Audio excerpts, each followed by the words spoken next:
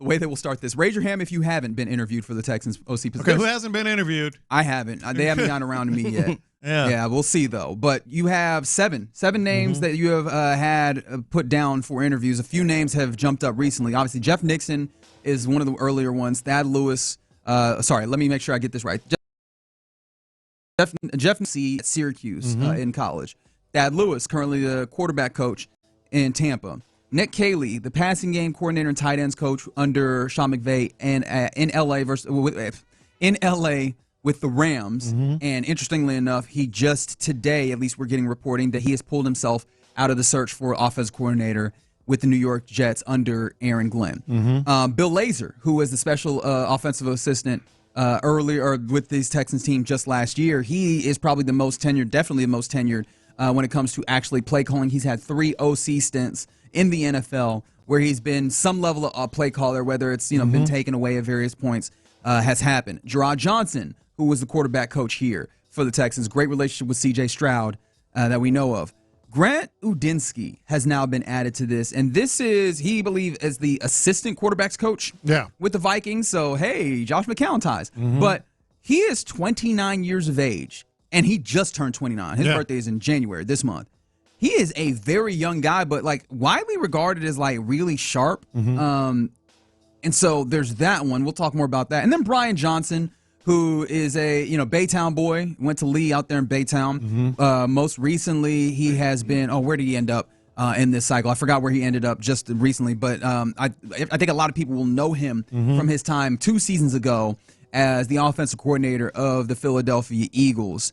And that was not a great season for them offensively. It was all right. The numbers were pretty solid. But I think when you talk about the Eagles' offense in general, they definitely had a bounce back. See, it feels there's a little bit of a tight. Texas might have a tight with this OC search that we're really circling in on. Yeah, younger, certainly, guys that have been sort of skyrocketing with their acumen and their play calling and their talent. But you asked earlier, what do I think about this approach? I love this approach. I really do. I think what's going on here is you got, first of all, the most important thing, collaboration. This isn't a Cal and Hannah thing. It's not a Nick Caserio thing. It's not a D'Amico thing. It's a collaborative thing. And you can see that from the candidates. Like, let's say they had some interest in Chip Kelly, which doesn't seem to be the case. That would be more of a big picture. You got to go to the owners. Are you willing to pay $4 million, whatever?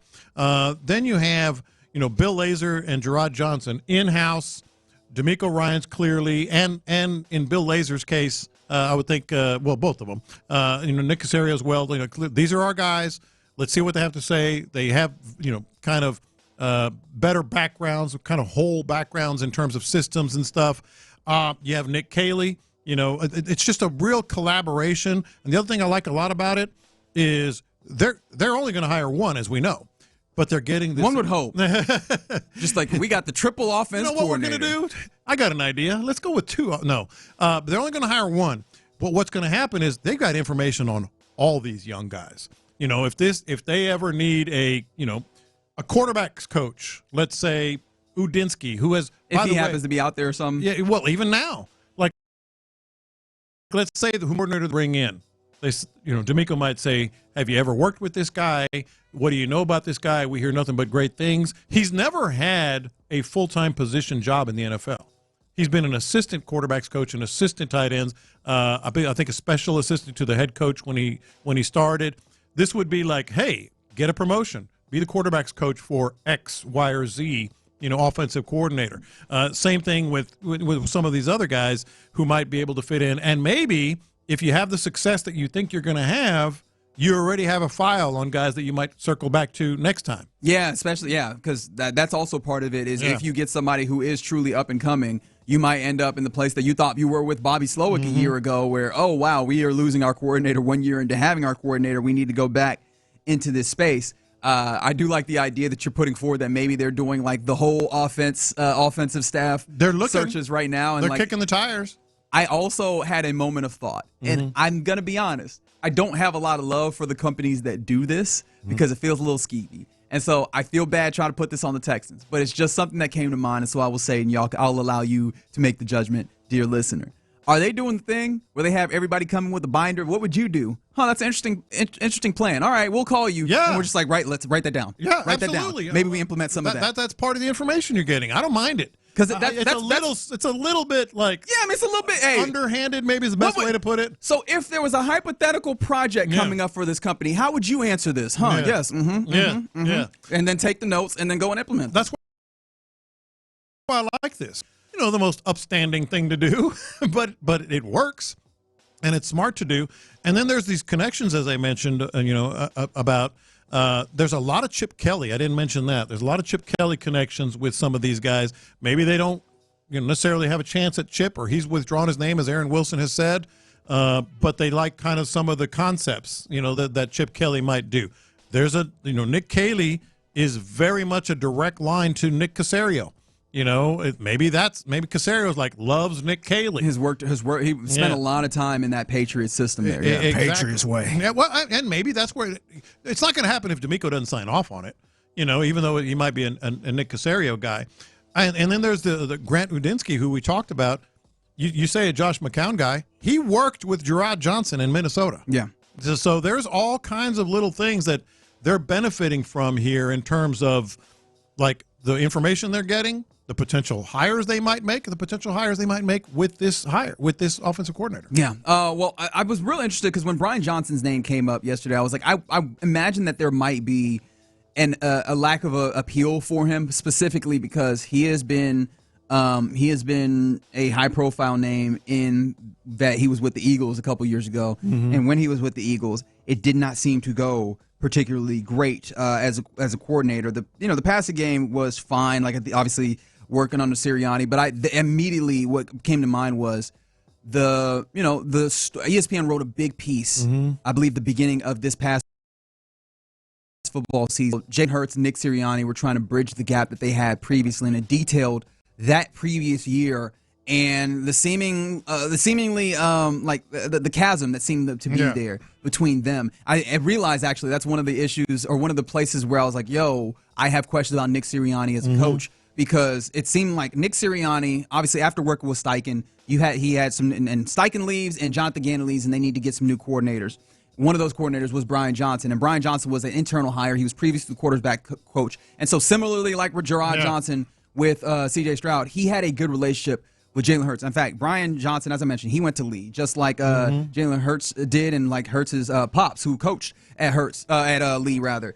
They had a closeness. They had a seeming, they were in one accord in some ways. And Nick Sirianni he did not want Brian Johnson to really put his full fingerprints. He was on some if it's not broken, don't fix it type of thing. So I wonder how much of Brian Johnson's ideas of offense you got in that circumstance, because Nick Sirianni wanted that. A lot. And there was reporting to the not just that there was, it was Nick Sirianni's offense, but that he would actively overrule the play caller in Brian Johnson at various points. And that was part of what created a lot of discord between the quarterback, Jalen Hurts, who did not get a lot of input, and Nick Sirianni, who really wanted to have a grasp on the entirety of the offense. And also, does that sound familiar? It does sound a little familiar as I started laying it out. But I do wonder if that means that Brian Johnson has more in there that's not going to be indicative of what a lot of people think of when they think of his tenure as. I think that's a great point, and I think it applies to a lot of people here. And that's why these interviews, I like the process. I like that they're kicking the tires on so many different guys.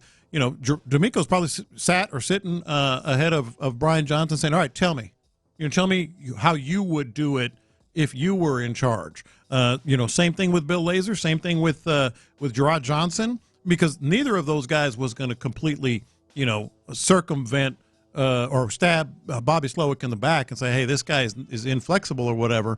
So I think that's a big part of what this interview process is. All right, you're in charge now. You have the final call, because D'Amico is going to turn the offense over to this coordinator. That's right. He'll pop his head in there, but he's going to turn it over. So all right, so you're in charge. You didn't have autonomy, or you weren't heard in Philadelphia. You didn't have autonomy here, Bill Lazor and Gerard Johnson. You weren't really going to rock the boat, so to speak, with Bobby Slowick. What would you do if you're the last guy? I think that's important. Let me ask you this, both of you guys. If you had to pick today, who is it? How you gonna ask the question I was about to ask you? You just gonna flip the question on me? What a jerk! All right, so I kind of want to drill down into this because pick your guy. I realize, not necessarily your guy. Pick who you think it's going to be. Oh, I can't tell you who I think it's going to be. I don't know that I have a good idea. I'm just now getting a grasp on what it feels like they are looking for. Because you talked about the idea of turning the offense over. There's only one guy here. Maybe you can go for two that feel like they bring the experienced guy. You know, the guy who has a whole bunch of experience and has a lot of the wall to this position, and that's Bill Lazor. But I mean, when you look at the large group, he gets probably a look because he's been internal and that type of thing. It looks like they want to go younger. It looks like they want to go with like somebody that brings fresh and new ideas. So you have Bill Lazor, who has been, who's had a lot of time in the NFL. I believe he has 29 years in coaching, 9 years as an OC between the NFL and college football. And then Jeff Nixon is the other one who's had 27 years and then 2 years as a co-offense coordinator at the college level. Those are the only guys that are coming through with the level of, I think, experience that's somewhat in that level. Then I think that there's a level of appeal with Gerard Johnson already having that one understanding of where you've been to where you want to go, that bridge, like immediately being able to hit and jump in. I think Brian Johnson, bringing him in has really piqued my interest. Part of what I said there, and I mean, he has a little bit of a local connection, obviously, not that would mean a whole bunch in what we're talking about here. But I kind of like him. I think that he has some really cool opportunities, and he also has like a tie to like Cliff Kingsbury as well in the offense that he's had. Yeah. If you have any level of appeal to what Washington did this year, but I don't know. It feels like Gerard Johnson is still pretty well situated. Or I mean, Nick Caley is also one of those ones that if you wanted to keep something somewhat similar, right? With seeing how kind of Sean McVay has bridged some of these things, but also getting that New England Patriots tie. Those guys feel like the leaders in my mind. And honestly, it seems like they might go internal with Gerard right now. I would have to fix telling. I was kind of leaning towards Gerard, but I'm honestly, I really have no clue. If I had to put money on somebody, I would probably put money on Gerard. I would put money on Gerard or Nick Caley. I think Caley is probably one of those that certainly has that that experience with Nick Caserio, but I think he's also beyond that. He's kind of spread his own wings and done his own thing. The other thing is I'm not sure how much they want to change with the offense. Right. Because it seemed like they're fine with the way I mean, I know they wasn't fine with the way they want blocking schemes changed. They like other looks. Yeah, they like the offense, but it seemed like maybe they want somebody to run it a little differently. So I don't know if they want to bring somebody from the outside to kind of change the whole offense, or maybe Gerard can do something different than Bobby Slowick, or Bill Lazor can do something different than what they did. But, I mean, one thing you won't be able to say is that they were not thorough in this. This is a pretty wide group, and it feels like every day we're getting more people that they've interviewed and talked to. But, again, a lot of them relatively young. Not that they don't have experience, on certain levels, but at the highest level, like being a coordinator or at least having those particular decisions, those guys haven't been in. But you're looking at guys that fit all sorts of different and have had different mentors in the coaching game that really do run the gamut of various different offenses. So like as much as young and fresh seems to be a motif in here, it does not seem like there's a very specific, we're going to have a Shanahan side type system in that way, which I find to be interesting because we've talked about going to also impact what you do personnel wise. And that makes me wonder, like, how are they approaching the Senior Bowl and Shrine Bowl, and these? See, that's why I think, they're looking at players. And they can get by without knowing, by the end of the Senior Bowl, which is pretty much over now. Sure, I mean, like this again, we still got 3 months, like I said, till the draft. But they do need to find out sooner rather than later. I'll say by the time we're driving home Friday, we're going to know the OC. Okay, so you're putting that date on it. Yeah, I think that they could. Yeah, I would like to know it by that time. I was like, I think that they could take a little bit longer if they really wanted to. But when we're coming back, what's that, like the 7th? So you mean next week? Next week. A week from today, we'll know. Somebody said Brian Johnson to the Texans would be worse than Schottenheimer to the Cowboys. I don't think that's the case, but I understand. That bad? I disagree with that. No, Schottenheimer to the Cowboys is bad. Yeah, and that's bad. There's quite a bit of reporting there that apparently Jerry Jones was talking to Pete Carroll. Pete Carroll had a lot of interest there. Yeah. And apparently in talking to Pete Carroll was really spoke glowingly about Schottenheimer, and apparently Schottenheimer said that he would only return and work work at least as offense coordinator if he could get play calling duties. And I guess that took Jerry to a place where he's like, we can't lose this man. And I guess that ultimately played him. Oh man, He played him. maybe so. Yeah, he played maybe him. so. So I don't know that I would make that akin to Brian Johnson. so Pete being Carroll hired pretty here. much got him the job. Yeah. Although it seemed like Pete Carroll wanted the job for himself, so I have no idea how that actually works. But that's the Cowboys up there. You're not operating. You're actually talking to a whole bunch of people. So